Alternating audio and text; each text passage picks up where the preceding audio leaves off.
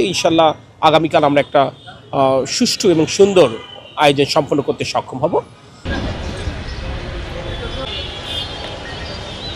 আগামীকাল যশোর আসছেন প্রধানমন্ত্রী ও বিএনপি চেয়ারম্যান তারেক রহমান। এদিন তিনি একাধিক কর্মসূচি শেষে যশোর ঈদগাহ ময়দানে জনসভায় অংশ নেবেন। প্রধানমন্ত্রী হিসেবে এটাই তারেক রহমানের প্রথম যশোর সফর। প্রধানমন্ত্রী তারেক রহমানের যশোর আগমনকে ঘিরে নতুন রূপে সাজানো হয়েছে শহরকে। চলছে শেষ মুহূর্তের প্রস্তুতি। বিশেষ করে জনসভা স্থল, সারসার, জিয়াখাল সহ প্রধানমন্ত্রীর পরিদর্শন স্থলগুলো রং তুলির আঁচড়ে রাঙানো হচ্ছে। নেওয়া হয়েছে বিশেষ নিরাপত্তা ব্যবস্থা।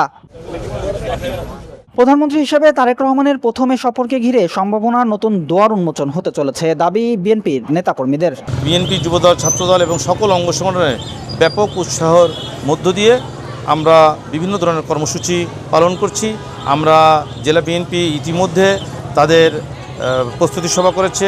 পর্যায়ক্রমে যশোর জেলা যুবদল, ছাত্রদল, স্বেচ্ছাসেবক দল, বিভিন্ন থানা, পৌর, ইউনিয়নে আমাদের প্রস্তুতি চলছে। ইনশাল্লাহ আগামী 27শে এপ্রিল খুলনা বিভাগের মধ্যে সর্ববৃহৎ সমাবেশ হবে। আমরা আশা রাখি আগামী রাষ্ট্রনায়ক গণপ্রজাতন্ত্রী বাংলাদেশ সরকারের মাননীয় প্রধানমন্ত্রী জনাব তারেক রহমান যশোরবাসীর যে চাওয়া, সেই চাওয়ার সঙ্গে উনি একাত্মতা ঘোষণা করে যে দাবি দাবা আছে সেগুলো উনি ইনশাল্লাহ পূরণ করবেন।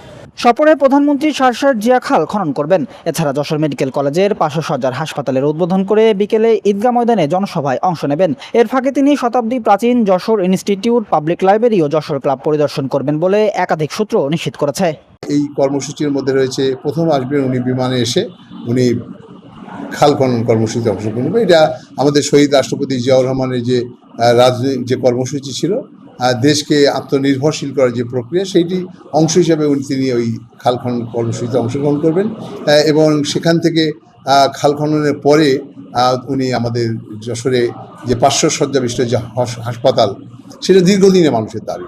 আমাদের চিকিৎসা ক্ষেত্রে যে দুর্বলতা ছিল সেটাকে আমরা মনে করছি কাটিয়ে উঠতে পারবো এবং সেটা উদ্বোধন উনি করবেন। এবং উদ্বোধনের পরেই আপনি জানেন যে আমাদের যে যশোরের যে ইনস্টিটিউটে যে বই ব্যাংক আছে, তিনি এটা পরিদর্শন করবেন। এটি আমাদের কর্মসূচির বাইরে উনি নিজ উদ্যোগে উনি প্রত্যাশা করেছেন, উনি মনে করেছেন বা অন্য কাছে তথ্য আছে যে যশোরে বা এই অঞ্চলে সবচেয়ে পুরনো জেলা হিসাবে এই মানে বই ব্যাংক বা আমাদের যে লাইব্রেরি, ইনস্টিটিউট যে লাইব্রেরি, এই লাইব্রেরিটি অনেক ঐতিহ্যবাহী লাইব্রেরি। এখানে অনেক অতীতের অনেক তথ্যপাত্র, অনেক বই পুস্তক, অনেক কিছু আছে যেগুলো সংগ্রহ করা বা রক্ষিত আছে, সেগুলো তিনি দেখতে চান, সেগুলোকে পরিদর্শন করতে চান। সেই কারণে তিনি নিজেই কর্মসূচি এবং তারপরেই তিনি আমাদের মানুষের যে কাঙ্ক্ষিত দাবি সেই জনসভায় তিনি হাজির হবেন।